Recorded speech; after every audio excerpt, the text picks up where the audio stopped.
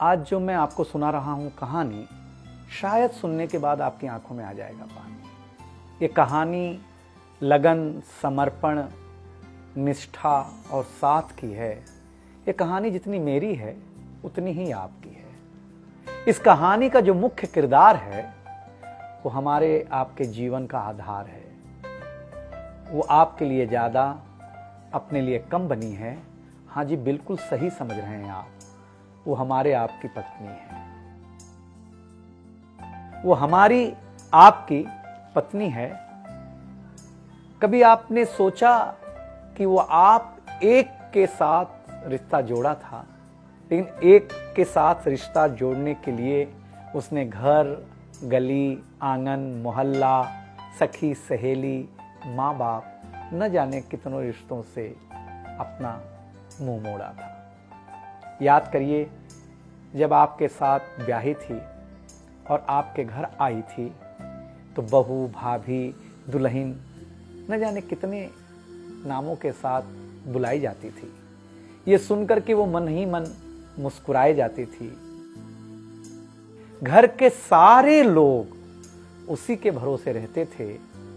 शायद इसीलिए अंग्रेजी में हम उसे हाउसवाइफ कहते थे।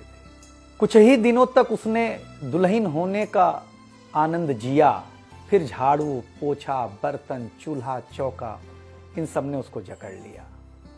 रोज हमारे लिए नाश्ते से लेकर खाने तक कुछ खास रखना, हमारी लंबी उम्र के लिए न जाने कितने उपवास रखना।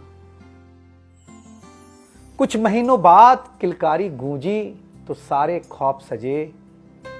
वो मां बनी तो हम भी बाप बने। जैसे जैसे वो उम्र की सीढ़ियां चढ़ती गई, जैसे जैसे वो उम्र की सीढ़ियां चढ़ती गई, जवाबदारियां कुछ न कुछ रोज बढ़ती गईं। एक तरफ बच्चे पे नजर, दूसरी ओर मैं ऑफिस के लिए लेट न हो जाऊं इस बात का डर। सब कुछ बराबर हो, कुछ रह न जाए, और इस बात पर भी ध्यान कि गैस पर रखा हुआ दूध कहीं बह न जाए। घर वालों की फरमाइशों का चूल्हा जो एक बार चलता, घर वालों की फरमाइशों का चूल्हा जो एक बार जलता, तो कब सुबह, कब शाम, कब रात हो गई उसे पता ही नहीं चलता। इन व्यस्तताओं के बीच समय का चक्र कुछ इतना तेजी से चला, मुन्ना कब मनोज हो गया, मुन्नी कब सुमन, पता ही नहीं चला। अब तक जो था प्यार, अब उसने अपना नाम बदल करके रख लिया था तकरार। बेटी को लेकर के कहना कि कुछ ज्यादा ही मन बढ़ा रखा है, तुम्हारे प्यार ने इसको सर पे चढ़ा रखा है। अब तो वो मुझे भी देने लगी थी ताना, अब तो वो मुझे भी देने लगी थी ताना, ऑफिस में ही रहा करो ना, 2-4 घंटे के लिए घर के आना। शादी के इतने दिनों बाद भी आज भी हमें सुनना पड़ता है कि न जाने कौन सा पाप किया था जो आपके साथ ब्याह किया था। और ये तो रोज की थी कहानी। कितना जोर से कहना कि घर के सारे सदस्य सुन लें कि एक दिन बीमार होती हूं ना, तो एक दिन बीमार होने पर किसी को कोई देता नहीं है 1 गिलास पानी, लेकिन जैसे ही उसे आपके तबीयत खराब होने का होता आभास, आकर के बैठ जाती थी आपके पास। याद तो होगा ना, वो मीठी बातों के साथ माथे पर विक्स लगाना और साथ में कान में यह भी कहना कि कल सुबह अगर अच्छा ना लगे तो फिर ऑफिस मत जाना। लेकिन एक दिन समय ऐसे मोड़ पर ले आता है जहां बदल जाता है जिंदगी का ताना बाना। थाली में रोटी रखते हुए उसका ये कहना कि बेटी जवान हो गई है, क्या अब लड़का भी मुझे ही ढूंढने होगा जाना। शादी तय हो जाने के बाद 1-1 रुपया जोड़ना, पैसे कम पड़ने पर खुद का कंगन तोड़ना, सब कुछ हो जाएगा मुझे ढाढ़स बढ़ाना, सब कुछ हो जाएगा मुझे ढाढ़स बढ़ाना। विवाह का गीत खुद रोते हुए गाना।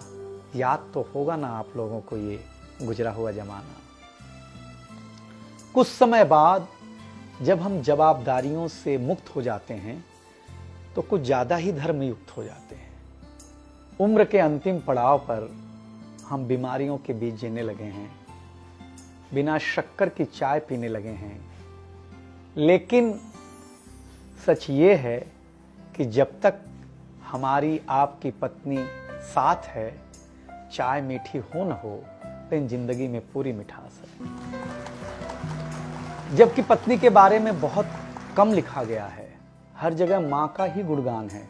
मैं मानता हूँ कि माँ महान है, लेकिन आपके जीवन में आपकी पत्नी का भी महत्वपूर्ण योगदान है।